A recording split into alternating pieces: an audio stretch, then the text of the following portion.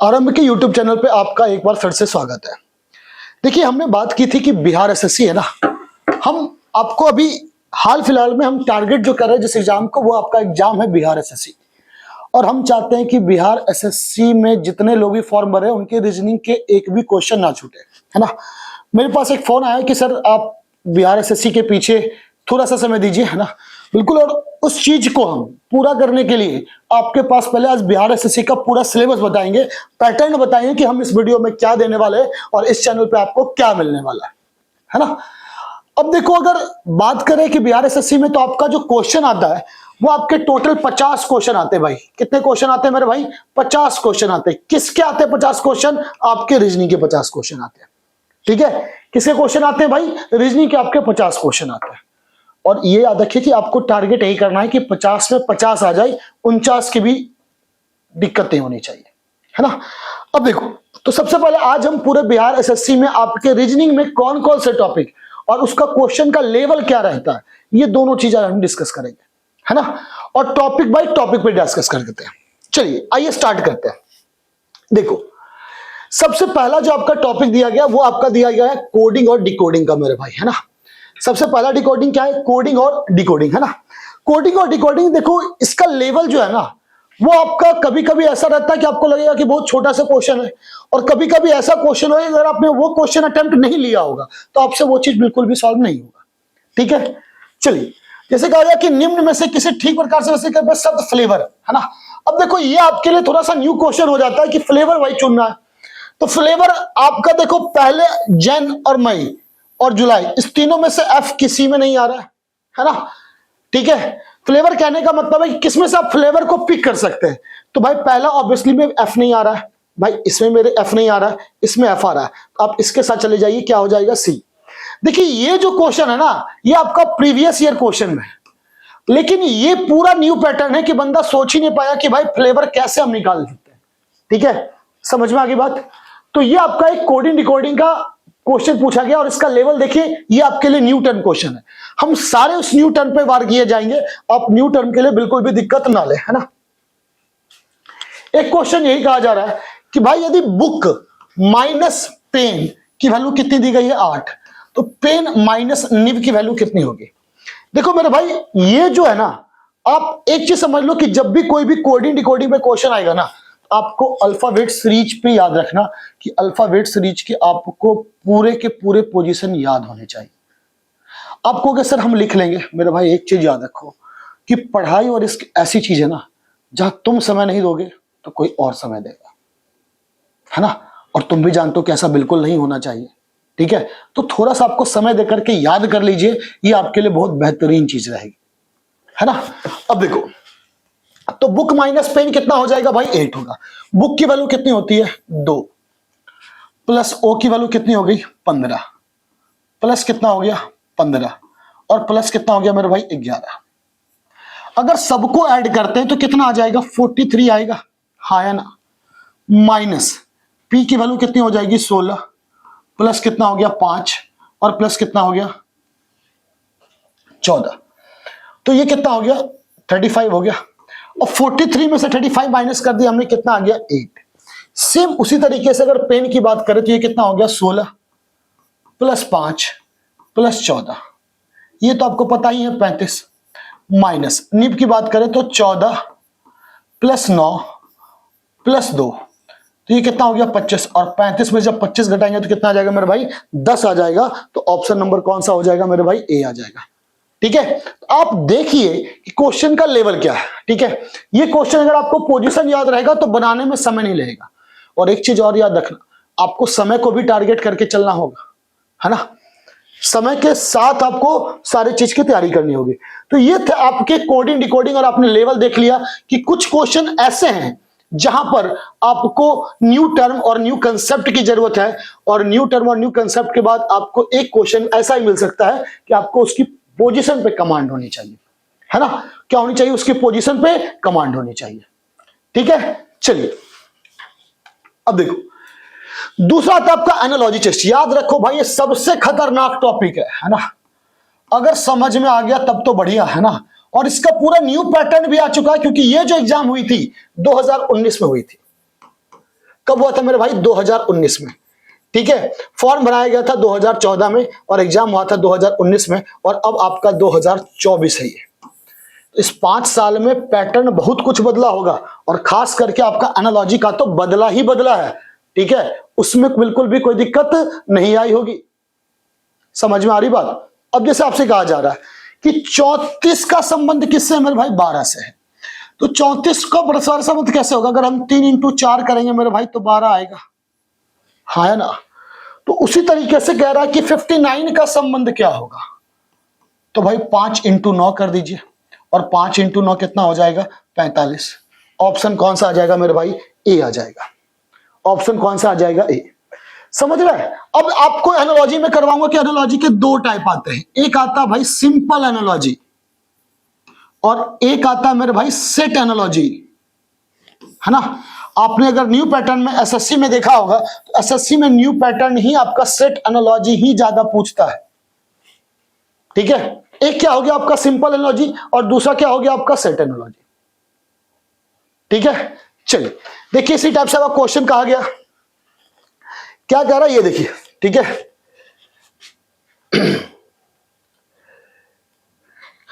कह रहा भाई पीट, लिग्नाइट और बिटुमिनस। इसमें यह दिया गया ना कि भाई ये इससे आपका संबंध, ऐसा कौन सा ऑप्शन जिससे इसका कोई संबंध नहीं है ना।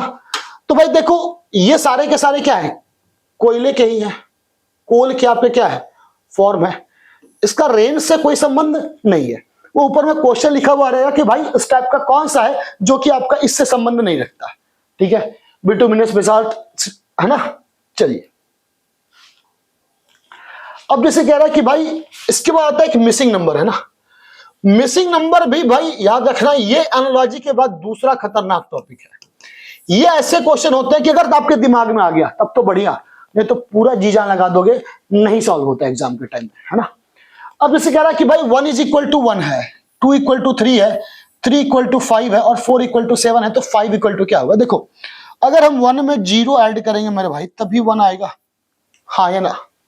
सेम चीज देखो 2 में अगर हम 1 ऐड करेंगे तभी कितना आएगा? 3, और 3 में हम 2 ऐड करेंगे तो कितना आ जाएगा? 5। ऐसा लग रहा है कि जिस नंबर को हम ऐड कर रहे हैं उसके ठीक पहले वाला नंबर ले रहे हैं। 1 के पहले वाला नंबर क्या हो गया? 0। 2 के पहले वाला नंबर क्या हो गया भाई? 1। 3 के पहले वाला नंबर क्या हो गया? 2। सेम 4 के पहले वाला नंबर क्या हो जाएगा? 3। तो सेम उसी तरीके से 5 के पहले वाला नंबर क्या हो जाएगा? 4, और 5 प्लस 4 कितने हो जाएंगे? 9, है ना। ये देखो लॉजिक होता है। अब देखो इसमें कुछ भी पूछा जा सकता है, हम सारे लॉजिक पे चर्चा करेंगे, आप इसके लिए निश्चिंत रहो। बस एक भरोसा कर लेना कि सारे के सारे क्लास और टेलीग्राम चैनल से मेरे भाई जुड़ जाना, क्योंकि उसमें जितने ही पीडीएफ होंगे आपको दिए जाएंगे, और अपडेटेड पीडीएफ, है ना। मैं पहले ही बोला था अपडेटेड का मतलब अपडेटेड ही समझना, है ना। ये तुम इस कहो हम और बनारस समझ लेना, है ना। हम बनारस कहें तुम इस समझ लेना, तो ये वाला कंसेप्ट नहीं है। अपडेटेड का मतलब यहां पर अपडेटेड ही समझना, ठीक है। चलिए अब जैसे आपसे कहा गया कि 38 प्लस 15 इसकी वैल्यू कितनी दी गई मेरे भाई? 66। तो कहा जा रहा है कि 29 प्लस 66 की वैल्यू जो होगी अगर 99 है ना भाई। 38 प्लस 15 की वैल्यू कितनी दी गई है? 66, और 29 प्लस 36 की वैल्यू कितनी दी गई है मेरे भाई? 99। आपसे कहा जा रहा है कि 82 प्लस 44 की वैल्यू कितनी होगी, है ना। अब देखिए दिमाग आप लोग पूरा लगाइएगा, बिल्कुल लगाना बनता ही है। देखो रीजनिंग ऐसी चीज है ना, यही आपको दिमाग लगाना है। बस इतना याद रखना कि जरूरत से ज्यादा दिमाग नहीं लगा देना, है ना। वो कहते हैं ना कि न्यूटन नहीं बनना है, सेब गिर रहा है चुपचाप खा लेना है ना। क्यों गिरा, इतना दिमाग लगाने के चक्कर में ही रीजनिंग गलत होती है। अक्सर यही होता है कि हम अगर वहम और अफवाह की बात करते हैं और सच्चाई की बात कहते हैं, तुम किसी को सच बोलो वो नहीं मानेगा, अफवाह वाली बात बोल दो वो पक्का मान लेगा, है ना। तो ये इसका भी वही खेल होता है। जैसे कहा गया भाई 38 प्लस 15 है ना, और 38 प्लस 15 की वैल्यू कितनी दी गई है मेरे भाई? ठीक है 66। तो क्या किया गया होगा? तो सबसे पहले देखो इसमें किया क्या गया है, 8 प्लस 3 ऐड किया गया मेरे भाई, 11 आ गया, और 5 और 1 कितना हो गया? 6। अब बताओ क्या 11 और 6 से 66 आ सकता है? बिल्कुल आ सकता है। कैसे आएगा? मल्टीप्लाई करके। तो यार कितने स्टेप में मिसिंग नंबर गया भाई? 2 स्टेप में। सेम चीज यहां देखिए, 9 और 2 कितने हो गए मेरे भाई 11, और 6 और 3 कितना हो गया 9, और 11 इंटू 9 कितने हो गए 99, है ना। तो सेम 8 और 2 कितना हो जाएगा 10, 4 और 4 कितना हो जाएगा 8, और 10 इंटू 8 कितना हो जाएगा 80। Option number C is the right answer. Option number क्या हो जाएगा, सी जो होगा वो इसका सही जवाब होगा, है ना। लेवल देख रहे हो, डायरेक्ट नहीं हो रहा है, फिर इसके बाद भी स्टेप हो रहा है, तो लेवल से कंप्रोमाइज नहीं करना है जिंदगी में, सबसे कंप्रोमाइज करना, लेवल से कंप्रोमाइज नहीं करना है, ठीक है। चलिए अब आगे देखो, इसके बाद आता भाई क्यूब एंड डाइसेज, है ना।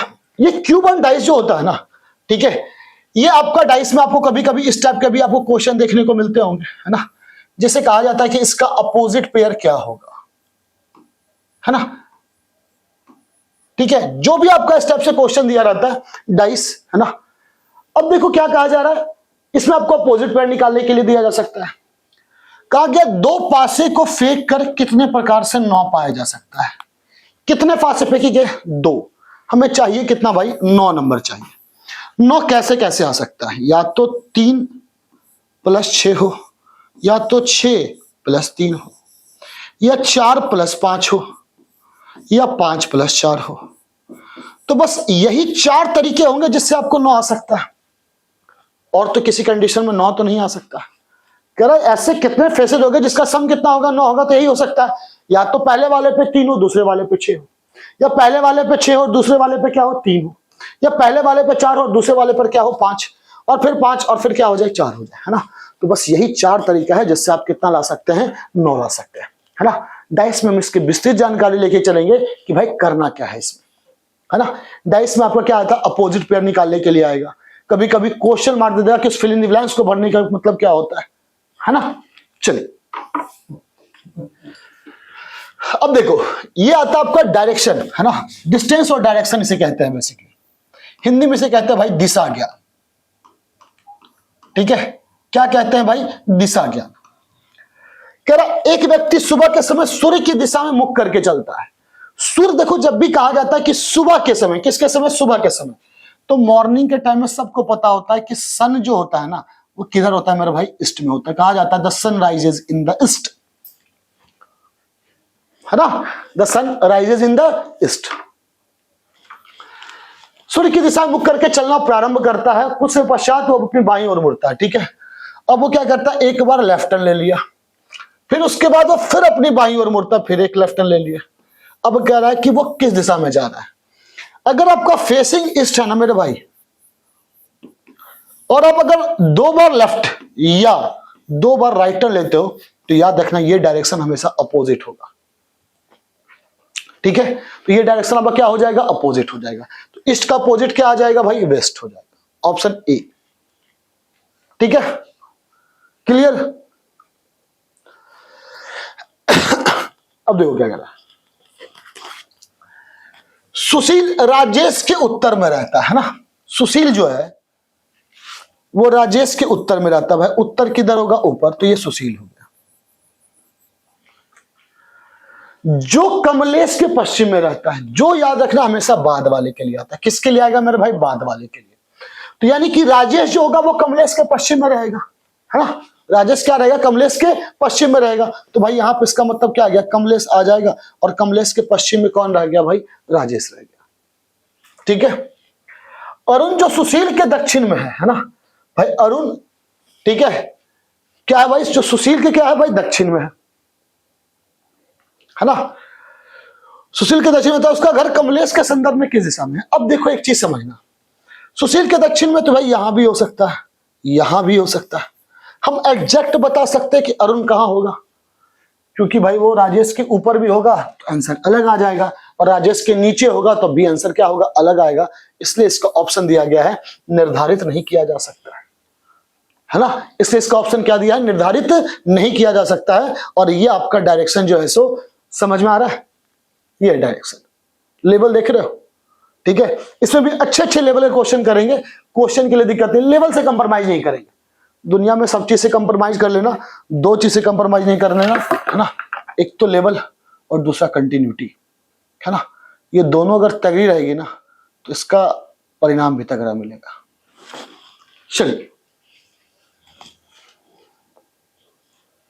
अब देखो इसके बाद आता है भाई रैंकिंग, है ना। रैंकिंग अरेंजमेंट, जैसे कि आपका रैंकिंग अरेंजमेंट में क्या होता है, एक तो पार्ट आएगा आपका रो का, दूसरा आता है रैंक का। लेफ्ट और राइट के जो क्वेश्चन होते हैं वो आपके किसके अंदर आते हैं, रैंकिंग के अंदर आते हैं, टॉप और बॉटम वाले भी। वही कह रहा है कि एक दौर में हरी आगे तथा पीछे दोनों तरफ से 5वें स्थान पे, यानी हरी है आगे से भी कितना होगा भाई 5 और पीछे से भी कितना है मेरा भाई 5 है। एक चीज याद रखना, अगर किसी भी पंक्ति में किसी एक का क्रम अगर दाएं और बाएं से दिया गया हो ना, तो टोटल नंबर इक्वल टू होता है लेफ्ट प्लस राइट माइनस 1, है ना। लेफ्ट प्लस राइट माइनस कितना हो जाएगा 1, 5 प्लस 5 माइनस कितना हो जाएगा 1, कितना आ जाएगा मेरे भाई 9। तो ऑप्शन नंबर बी के साथ चले जाना, आपको किसके साथ चले जाना है, बी के साथ, है ना। ये क्वेश्चन बहुत इजी लेवल का है, ठीक है, इसमें ज्यादा टफ क्वेश्चन आपके नहीं है। सेम क्वेश्चन है, वृक्षों की एक पंक्ति में एक वृक्ष दोनों सिरों से 5वां है, तो बताइए कि पंक्ति में कुल कितने वृक्ष, भाई दोनों सिरों से सेम क्वेश्चन हो जाएगा भाई, टॉप से भी और बॉटम से भी। तो लेफ्ट प्लस राइट माइनस 1 करते हैं, है ना। क्या करेंगे भाई 5 प्लस 5 माइनस 1, है ना। ऑप्शन बी के साथ चले जाइए, ठीक है।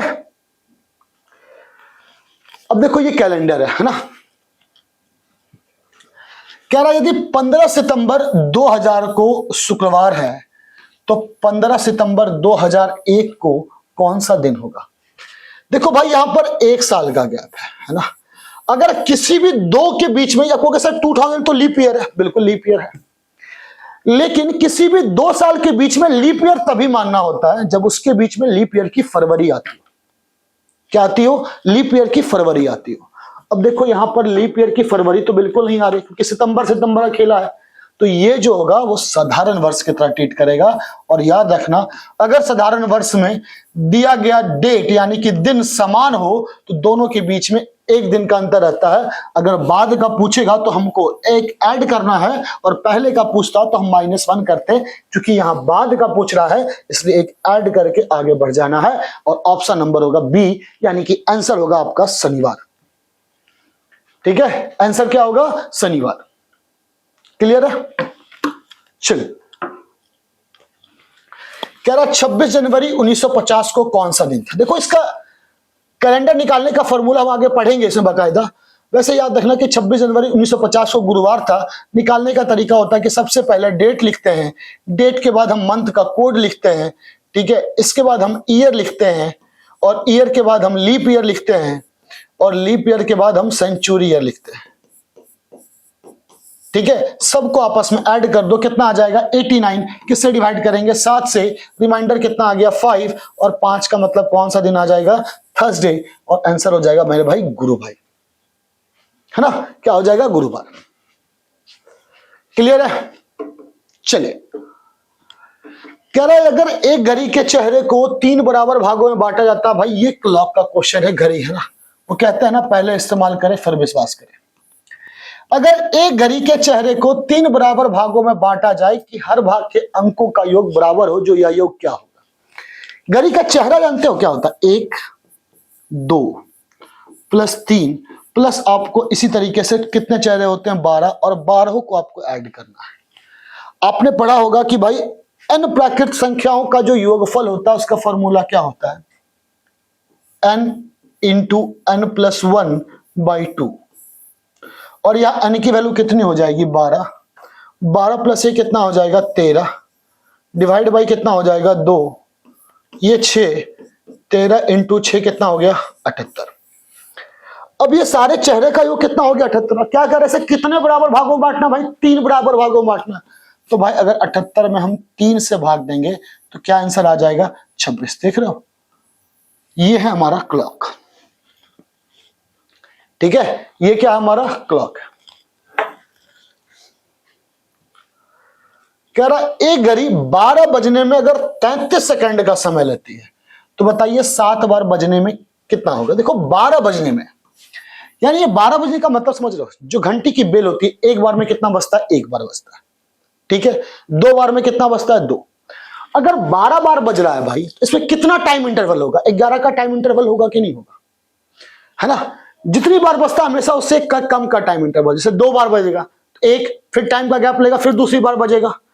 तो एक बार भाई 12 बजने में कितना होता है 33, यानी टोटल टाइम इंटरवल जो होगा मेरे भाई वो 11 बार का होगा। हाँ या ना, है ना भाई? 12 बार बज रहा है और उसमें कितना सेकंड दिया गया आपको? 33 सेकंड दिया गया। लेकिन घंटी एक बार तो बज गया होगा, उसमें कोई टाइम इंटरवल तो आया नहीं होगा, यानी 33 सेकंड ले रहा है, यानी कि हर एक टाइम इंटरवल में, है ना? जैसे मान के चलो टोटल कोई आपका ये 5 बार बजा, है ना? तो पहला बार तो बच गया होगा, इसमें कोई इंटरवल नहीं हुआ होगा, लेकिन फिर इसमें मान के चलो कितना लगा होगा? ये टाइम इंटरवल हो गया, टाइम ये होता है आपका टाइम इंटरवल। तो 5 बार बजने में टाइम इंटरवल कितना हुआ? 4। तो जितनी बार बजेगा हमेशा उससे एक कम क्या होगा? आपका टाइम इंटरवल होता है ना? एक कम क्या होता है मेरे भाई? आपका टाइम इंटरवल होता है। तो यहाँ टोटल टाइम इंटरवल कितना हो जाएगा? 11, और 11 टाइम इंटरवल की कितना सेकंड लग गया? 33। यानी हम ये कह सकते हैं कि एक बार में कितना सेकंड आपको लगेगा भाई? 3 सेकंड लगेगा। तो 7 सेम चीज है, टाइम इंटरवल 7 में 7 माइनस 1 कितना हो जाएगा? 6। और इस 6 का आपको क्या हो जाएगा? 6 इंटू 3 कितना हो जाएगा मेरे भाई? 18। ऑप्शन नंबर ए के साथ चले जाना है ना? ऑप्शन नंबर किसके साथ चले जाना है? ए के साथ चले जाना है। ठीक है, चलिए अब देखिए रिलेशन, है ना? ये जो टॉपिक है वो रिलेशन है, जिसे हिंदी में कहते हैं संबंध। और ये फोटोग्राफ बेस्ड क्वेश्चन, जिसे कहते हैं हम चित्र पर आधारित प्रश्न। और ऐसे क्वेश्चनों को याद रखना, सॉल्व करने के लिए हमें कुछ नहीं करना होता है, बस आपको पीछे से इसका डायग्राम बनाना होता है। आपको सर पीछे से कहां से पता चलेगा? जहां से देखना, मेरा, तुम्हारा, हमारा, कोई भी यदि इस टाइप का आपके पास आता है, ठीक है, तो हम उसे क्या कहते हैं? आपका पीछे कहते हैं। क्या कह रहा? उसकी मां तुम्हारे पिता की एकमात्र पुत्री है ना? एक व्यक्ति की ओर इशारा करके एक आदमी ने एक औरत से कहा, है ना? क्या कौन रहा है भाई? आदमी ने एक औरत से कह रहा है, ठीक है? एक मैन हो गया और ये क्या हो गया भाई? वुमेन हो गई, ठीक है? और एक व्यक्ति की ओर इशारा करते हुए कहता है कि उसकी मां तुम्हारे पिता की एकमात्र पुत्री है। मतलब जो व्यक्ति है ना, ठीक है, उसकी जो मां होगी वो इस वोमेन के पिता की एकमात्र पुत्री, यानी कि ये वोमेन खुद हो जाएगी कि नहीं हो जाएगी मेरे भाई? तो कह रहा है औरत का उस व्यक्ति के साथ क्या संबंध है? तो औरत इस व्यक्ति की क्या लगेगी भाई? मां लगेगी। ठीक है, डायग्राम हमेशा याद रखिए पीछे से। तुम्हारे पिता औरत को कह रहा है कि भाई इसके पिता की एकमात्र पुत्री, है ना, वो उसकी मां है, यानी ये खुद उसकी मां हो जाएगी। ठीक है, एक आदमी ने कहा कि यह लड़की मेरी मां के पोते की पत्नी है ना? एक आदमी ने कहा कि यह लड़की है, मैन कह रहा है इसके मां के पोते की पत्नी है। वो आदमी लड़की का कौन लगता है? तो यह आदमी इस लड़की का क्या लगेगा भाई? ससुर, है ना? क्या लगेगा? ससुर लगेगा। ठीक है, तो रिलेशन से भी ऐसे क्वेश्चन होंगे और हम कुछ अच्छे अच्छे क्वेश्चन बिल्कुल करेंगे, है ना? क्योंकि अच्छे क्वेश्चन तो करना हमारा काम है ना? हम अपना कर्म करेंगे, बाकी कांड जो से करना हो कर ले, है ना? तो हम अपना क्या करेंगे? कर्म करेंगे, कांड जिसे करना हो वो कर ले। ठीक है, चलिए अब देखो, ये आपका आता है सिटिंग अरेंजमेंट, है ना? इसमें क्या होता है ना कि हमें बैठने की व्यवस्था बतानी होती है कि भाई कौन कहां बैठा है, और बैठने की व्यवस्था बनाने के बाद इससे रिलेटेड हमारे पास क्या आते हैं? क्वेश्चन आते हैं। ठीक है, जैसे कि कह रहा निम्नलिखित ध्यानपूर्वक अध्ययन कीजिए। ABCDEFG एक केंद्रानुमुख होकर के, मतलब केंद्र की ओर मुख करके एक वृत्त के गिर्द बैठे हुए, है ना? देखो टोटल नंबर ऑफ पर्सन कितना दिया गया है? 8। कह रहा BH के दाएं दूसरा और A के बाएं दूसरे बैठा, है ना? BH के H के दाएं दूसरा कौन बैठेगा भाई? B। और A के बाएं तीसरा, याद रखना और हमेशा पहले वाले के लिए आता है ना? यानी B जो होगा वो A के बाएं तीसरे बैठेगा, तो A कुछ यहां आएगा। ठीक है, D, B अथवा H का निकटतम पड़ोसी नहीं है। D जो है वो बी और एच का पड़ोसी नहीं, यानी कि डी इस तीनों में से किसी पोजीशन पर नहीं बैठ सकता। और एफ के क्या है भाई, दाएं दूसरे है ना, और क्या है, एफ के दाएं दूसरे है। अब देखो भाई डी भाई या तो इस पोजीशन पर आएगा और या तो इस पोजीशन पर आएगा, है ना, बाकी डी इस तीनों पोजीशन में से तो आ नहीं सकता है, ठीक है। तो भाई अगर डी यहां आ जाएगा तो एफ को यहां आना पड़ेगा, इसका मतलब एफ यहां आएगा और एफ के दाएं दूसरा कौन हो गया मेरे भाई, डी हो गया, ठीक है। सी जी के दाएं चौथा, जब भी याद रखना दाएं चौथे की बात आती है ना, ठीक है, तो याद रखना कि वो हमेशा कहां बैठेंगे, आमने सामने बैठेंगे, ठीक है, वो कहां बैठेंगे, आमने सामने बैठेंगे। तो भाई सी जी के दाएं चौथा है, तो सी जी के या तो सी और जी यहां हो सकते हैं और या तो सी और जी यहां हो सकते हैं। अब देखो, अब यहां पर कौन आ जाएगा भाई, ई। कह रहा है ई और एफ परस्पर संबंध बदल लें तो बी के दाएं दूसरा कौन हो जाएगा, ऑब्वियसली बी के दाएं दूसरा कौन हो जाएगा भाई, एफ, ई सॉरी, अभी एफ है और बदलेगा तो क्या आ जाएगा, ई, तो इनमें से कोई नहीं, है ना। अभी जो होगा वो क्या हो गया, आपका एफ है, अभी आपका क्या है भाई, एफ है। अगर बदलेगा तो यहां पर ई आ जाएगा, है ना। चलिए क्लियर है मेरे भाई, है ना, इनमें से कोई नहीं। सेम वही चीज कह रहा है कि अगर निम्नलिखित में से किस जोड़े से दूसरा व्यक्ति पहले व्यक्ति के तुरंत बाएं बैठा है ना। अब देखो क्या कह रहा है, किस जोड़े में दूसरा व्यक्ति पहले व्यक्ति के तुरंत बाएं बैठा है ना, बीसी, बीसी कंफर्म नहीं है भाई, सी की पोजीशन ही कंफर्म नहीं है। एच ई, पहला व्यक्ति जो दूसरा व्यक्ति पहले व्यक्ति के तुरंत बाएं बैठा है, यानी कि ई एच के बाईं ओर होना चाहिए, तो ई एच के दाईं ओर। एफ ए, एफ ए यानी एफ जो होना चाहिए वो क्या होना चाहिए, ए के बाईं ओर होना चाहिए, ठीक है। दूसरा व्यक्ति पहले व्यक्ति के तुरंत बाईं ओर होना चाहिए, नहीं पॉसिबल नहीं। जीडी, है ना भाई, पोजीशन पॉसिबल ही नहीं है, ठीक है। क्या कह रहा देखो, दूसरा व्यक्ति पहले व्यक्ति के तुरंत बाएं बैठ, दूसरा व्यक्ति यानी ए, ए एफ के दाईं ओर है, ठीक है।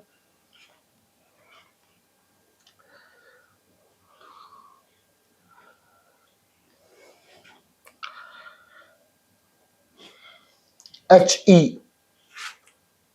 एच ई, एच ई दूसरा व्यक्ति पहले व्यक्ति के तुरंत बाएं बैठा है, यानी कि ई एच के बाईं ओर होना चाहिए, लेकिन ई एच के दाईं ओर है, ठीक है। बी सी और जी डी, है ना। देखो सी और जी की पोजीशन तो पॉसिबल नहीं है ना। अगर बी सी हो सकता तो यहां सी हो जाएगा, तो यही केस आपका पॉसिबल होगा, और कोई केस पॉसिबल नहीं हो सकता है कि भाई बी सी है तो सी जो होगा और जी डी, जी और क्या हो जाएगा, डी। बस देखो जी और डी यही एक पोजीशन होगा जो कि आपका लेफ्ट में आएगा, है ना, बाकी कोई पोजीशन पॉसिबल नहीं है। इसलिए ऑप्शन नंबर डी के साथ चले जाइए, ज्यादा दिमाग लगाने की जरूरत नहीं है। देखो ये है आपका नंबर सिक्स। नंबर सिक्स का हमने पहले ही वीडियो डाला भाई, उस वीडियो को एक गुजारिश है कि उसको अच्छे से देखो, है ना। अब देखो अगर इस वीडियो में तुम अच्छे से अगर नंबर सीरीज को देख लिए ना, देखो भाई नंबर सीरीज ऐसा होता है ना जो कि आपको भरपूर मजा देगा, है ना। आप चाहिएगा ना तो आपको बहुत तगड़ा मजा देगा, ठीक है। और नंबर सीरीज आपको सॉल्व करने में अच्छा होगा, क्योंकि ये कंसेप्चुअल बेस है, यहां रटने वाली कोई स्थिति नहीं है ना मेरे भाई, यहां रटने वाली कोई स्थिति नहीं है, ठीक है। अब देखो क्या कह रहा है कि भाई वह संख्या बताएं जो निम्नलिखित संख्या के अनुक्रम में इनके बाद आएगी, ठीक है। देखो यहां क्या हो रहा है मेरे भाई, तो इंटू 2, ये क्या हो गया इंटू 3, ये इंटू 4 और ये इंटू 5 है। ध्यान से देखो 3 6 18 72 360, 3 6 18 72 और क्या हो गया 360, 2 3 4 5, तो ऑब्वियसली इस पे किससे गुना करेंगे, 6 से। ऑप्शन डी, यही नंबर सीरीज है। देखते के साथ समझ में आना चाहिए कि हो क्या रहा है। जिस दिन ये समझ में आ गया उस दिन समझ आना कि नंबर सीरीज के तुम बाप हो, कल भी बाप थे और आज भी बाप हो, ठीक है। चलिए अब देखो जी एच जे एम और क्वेश्चन मार्क और वी दिया गया है ना। क्या दिया गया, G H J M question mark V. G की वैल्यू कितनी होती है, 7 8 10 13 22, 7 8 10 13, 22। अब देखो 7 से 8 कितना बड़ा होगा भाई? 1। 8 से 10 कितना बड़ा होगा? 2। 10 से 13 कितना बड़ा होगा? 3। तो नेक्स्ट जो बढ़ेगा वो कितना बढ़ेगा? 4 बढ़ेगा। 13 में 4 बढ़ेगा, कितना आएगा? 17। और 17 किसकी वैल्यू होती है? क्यू की। 17 किसकी वैल्यू होती है मेरे भाई? क्यू की होती है। इसलिए जो आपका इसका ऑप्शन होगा वो क्या होगा? क्यू हो जाएगा। तो सीरीज में दोनों आते हैं आपके, अल्फाबेट भी आते हैं और नंबर भी आते हैं। अल्फाबेट भी आते हैं और नंबर भी आते हैं। सिलोजिज्म है ना, देखो सिलोजिज्म को हिंदी में क्या कहते हैं ना? न्याय निगमन कहते हैं। अब इसे बहुत मेथड से बनाते होंगे, है ना। चलिए आप जिस मेथड से बनाते हैं हम इसको इसी मेथड सॉल्व करेंगे, जिसे कहते हैं वेन डायग्राम।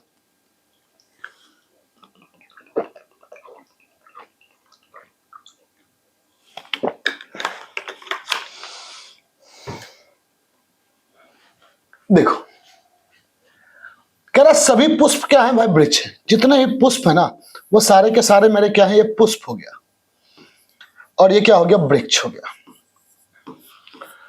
और कह रहा कोई फल जो है वो वृक्ष नहीं है। कोई भी फल जो है ना वो वृक्ष नहीं है। कह रहा निम्नलिखित में से कौन सा सही है? कोई वृक्ष पुष्प नहीं है। भाई ये तो ऐसे ही गलत हो जाएगा भाई, दिख रहा है तो। कुछ वृक्ष पुष्प है, कुछ वृक्ष पुष्प है, ये बिल्कुल क्या हो जाएगा? सही हो जाएगा। कुछ वृक्ष जो होंगे वो क्या होंगे? पुष्प होंगे। सभी पुष्प ये हो ही नहीं सकता, तो ऑप्शन नंबर बी के साथ चले जाना है, ज्यादा दिमाग लगाने की जरूरत नहीं है। सभी खिड़कियां दरवाजे हैं, ये खिड़कियां और दरवाजा। और कोई भी दरवाजा जो है ना वो दीवार नहीं है। क्या नहीं है भाई? दीवार नहीं है। कह रहा कोई भी खिड़की दीवार नहीं है, ऑब्वियसली सही होगा। कोई खिड़कियां दरवाजा नहीं है, कोई, ये तो गलत हो जाएगा। कुछ खिड़कियां दीवार है, पॉसिबल ही नहीं है। ऑप्शन क्या हो जाएगा? ए। ठीक है। अब देखो स्टेटमेंट और एजम्पशन है। देखो ये जो है ना एनालिटिकल पार्ट है। अगर आप यूपी पुलिस का आपने पेपर देखा हो, आपको पता होगा कि सबसे ज्यादा कोहराम मचाने वाला जो टॉपिक था वो एनालिटिकल ही था। और एक टॉपिक था आपका डिसीजन मेकिंग और स्टेटमेंट आर्गुमेंट, ये उसी टाइप का पार्ट है। स्टेटमेंट एंड एजम्पशन है ना। कह रहा हमारी 20% छूट की पेशकश का लाभ उठाने के लिए हमारे यहाँ 30 नवंबर से पहले दाखिला लें, है ना। हम इसे मार्च कह देते हैं कि 30 मार्च से पहले दाखिला लें। एक कोचिंग क्लास का विज्ञापन है ये, ऑब्वियसली सी बात है। एक चीज याद रखना कि जो भी स्टेटमेंट एजम्पशन होता है ना, यहां पर आपको सोचना ही है। और सही सोच रहे हो गलत सोच रहे हो ना, ये आपको बाद में पता चलता है। तो पहले ही पता चल जाए ज्यादा ठीक है ना मेरे भाई। तो क्या कर रहा है कि ये एक एडवर्टाइजमेंट है। तो याद रखो सबसे पहले एडवर्टाइजमेंट क्या होगा? कोई भी एडवर्टाइजमेंट करेगा तो उसका कुछ ना कुछ तो सर्वे होगा। बिना सर्वे के एडवर्टाइजमेंट तो बिल्कुल नहीं होगा। वो सोच करेगा कि भाई हम यहाँ पर अगर स्टेशनरी का दुकान खोल लें तो ये स्टूडेंट का एरिया है या नहीं है। ठीक है। तो वही कह रहा है कि छूट की पेशकश अच्छे छात्रों को आकर्षित करेगी। बिल्कुल ये पहला जो होगा ना आपका बिल्कुल सही होगा, है ना। अब कह रहा जो छात्र कोचिंग क्लासों का फीस अदा, ये देखो इसका इससे कोई मतलब नहीं है। वो चाह रहा है कि भाई फीस 20% की छूट हो। तो जो फीस अदा करने में असमर्थ है, तो एक चीज समझ लो कि अगर एडवर्टाइजमेंट में जो होता है ना वो हमेशा पॉजिटिव होता है। अगर स्टेटमेंट पॉजिटिव हो तो एजम्पशन मेरा नेगेटिव बिल्कुल भी नहीं होगा। इस बात को आप दिल दिमाग रूह तीनों में बैठा लीजिए। ठीक है। अब आपका आता है भाई मैथमेटिकल ऑपरेशन, है ना। मैथमेटिकल ऑपरेशन का आपको तगड़ा एक ट्रिक दिया जाएगा और इसी ट्रिक पर आपको काम करना है। ठीक है। इसके ट्रिक का मतलब बस आपको जो साइन इंटरचेंज वाले होते हैं उसी का आपको एक ट्रिक दिया जाएगा और उसको आपको बढ़िया से क्या करना है? फॉलो कर लेना है मेरे भाई। यहां तो आपका सिंपल बोर्ड मास करू लगेगा। क्या कह रहा है? क्यू का अर्थ योग करना है और जे का अर्थ गुना करना है, टी का अर्थ घटाना और के का अर्थ डिवाइड। तो 30 divided by 2 plus 3 into 6 minus 5, यही कह रहा है ना मेरे भाई। ये कितना हो गया भाई? 15 प्लस 18 माइनस 5, 33 में से 5 घटाइए 28, है ना। तो मैथमेटिकल ऑपरेशन भी आपका पूछा जा सकता है। ठीक है। ये आपका पहले का क्वेश्चन है इसीलिए, है ना। अब देखो सिंपल सी बात है, ये आपका प्रॉब्लम्स बेस्ड ऑन एज हो गया जो आप मैथ में रेशियो के बेस पे पढ़ते हैं। कह रहा है देखिए पिता की उम्र पुत्र की उम्र की 5 गुनी, है ना। पिता की जो उम्र है वो पुत्र की उम्र की क्या है भाई, 5 गुनी है। अगर पुत्र की उम्र x होगी तो पिता की उम्र है ना, ठीक है। अगर मान लीजिए भाई x है तो भाई यहां पर क्या हो जाएगी, 5x हो जाएगा, है ना। तभी तो हो गया, ये किसका हो गया भाई, सन, और ये क्या हो गया भाई, फादर। पिता का अगर x है तो इसका क्या हो जाएगा, 5x हो जाएगा ना। देखो एक का x होगा और हमने मान लिया भाई y है, ठीक है। चलिए 10 वर्ष बाद पिता की उम्र पुत्र की उम्र से 3 गुनी हो जाएगी, तो दोनों की वर्तमान उम्र। देखो ऐसा क्वेश्चन का सबसे ज्यादा सॉल्यूशन जो रहता है ना, आप एक्स वाई के तो बना सकते हो, बिल्कुल ठीक है ना, कि भाई ये पुत्र की उम्र एक्स हो गई और पिता की उम्र क्या हो गई, वाई हो गई, ठीक है। तो भाई 5x इज इक्वल टू क्या हो जाएगा, वाई। अब इसको 10 वर्ष बाद करके निकाल लीजिए, ठीक है। तो सबसे पहले ऑप्शन से आप चले जाइए भाई, 15 वर्ष और 35 वर्ष है, ठीक है। तो भाई क्या कर रहा है कि पिता की उम्र पुत्र की उम्र 10 वर्ष बाद पिता की उम्र जो होगी, ठीक है, पिता के पुत्र के 5 गुनी अभी का है, टेंशन है ना, और 10 वर्ष बाद जो होगा वो पिता के पुत्र के उम्र के 3 गुनी हो जाएगी, दोनों की वर्तमान उम्र क्या होगी, ठीक है। अब देखो सिंपल सी बात है, कह रहा दोनों की वर्तमान उम्र, ठीक है। तो भाई सिंपल सी बात देखो, वर्तमान में एक ही ऑप्शन में आपको दिख रहा है कि 5 गुनी है या नहीं है। अब देखो भाई 10 वर्ष बाद तो ये कितना हो जाएगा, 20, और ये कितना हो जाएगा, 60, 3 गुनी हो जाएगी कि नहीं हो जाएगी।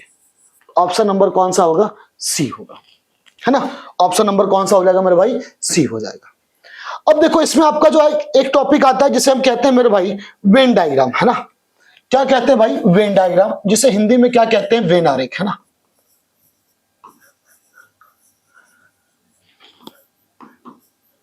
वेन आरेख, इसमें आपको याद रखना है म्यूचुअल रिलेशन बताना होता है। कौन सा रिलेशन बताना होता है, म्यूचुअल रिलेशन बताता है, यानी कि आपसी संबंध कैसा है, ठीक है, म्यूचुअल रिलेशन, ठीक है। अब जैसे सिंपल सी बात है, क्या दिया जाए कि भाई राम लक्ष्मण और सीता, राम लक्ष्मण और सीता। अब राम लक्ष्मण और सीता है तो भाई सिंपल सी बात है कि भाई इसका आपको क्या करना होगा, वेन डायग्राम, आपस में जो रिलेशन होगा वो आपको बताना होगा। ब्लड रिलेशन इसमें नहीं बताना होता है।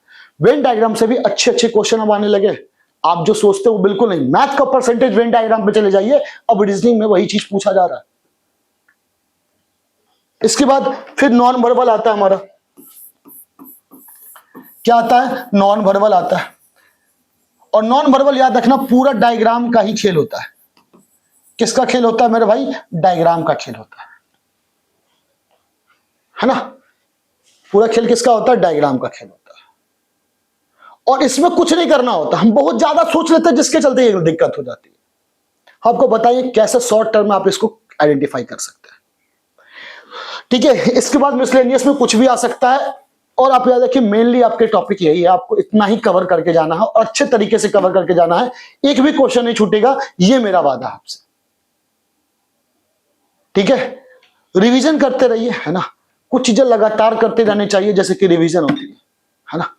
तो बस एक चीज समझ लीजिए कि आप इतिहास को उठा के देख लीजिए कि अगर आप इस पे जितना, बस ज्यादा कुछ नहीं करना भाई, एक बार पढ़ लो, एक बार जो पीडीएफ दूंगा सारे के सारे क्वेश्चन सॉल्व कर लो, इससे बाहर कुछ नहीं, मतलब कुछ नहीं, ठीक है।